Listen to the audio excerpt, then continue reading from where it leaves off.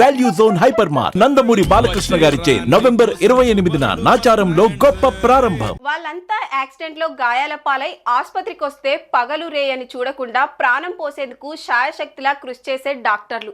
అయితే విధివశాత్తు వారు ఓ రోడ్డు ప్రమాదంలో ఈ లోకాన్నే విడిచేశారు. అసలు ఈ రోడ్డు ప్రమాదం ఎలా జరిగింది?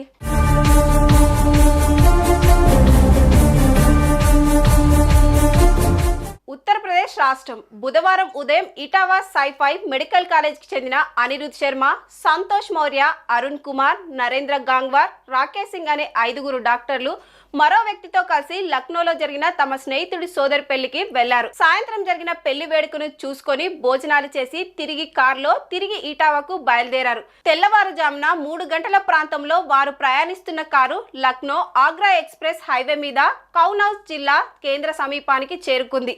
మరి డ్రైవ్ చేస్తున్న వ్యక్తి కునుకు తీశాడో లేక మరో కారణమో ఆ కారు డివైడర్ కు వేగంగా ఢీకొట్టింది. అంతే వేగంతో అదే మార్గంలో ప్రయాణిస్తున్న ఓ భారీ ట్రక్కును ఢీకొట్టేసింది.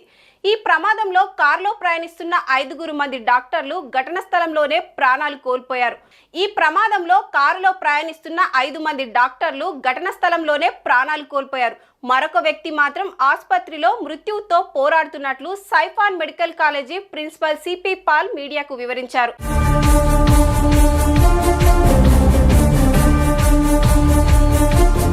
చనిపోయిన డాక్టర్లలో ఒకరికి పెళ్లి నవంబర్ 30న జరగాల్సి ఉంది.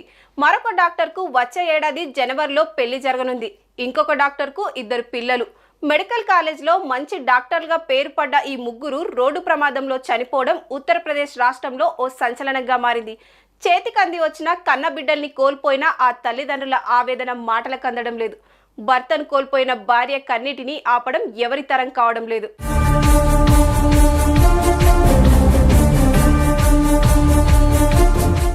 కొన్ని సందర్భాల్లో రాత్రిపూట ప్రయాణాలు తప్పనిసరి అవుతున్నాయి. అయితే తెల్లవారుజామున 3 గంటలు 4 గంటల సమయంలో అప్పటిదాకా అలసిపోయిన శరీరం కాస్తంత విశ్రాంతిని కోరుకుంటుంది.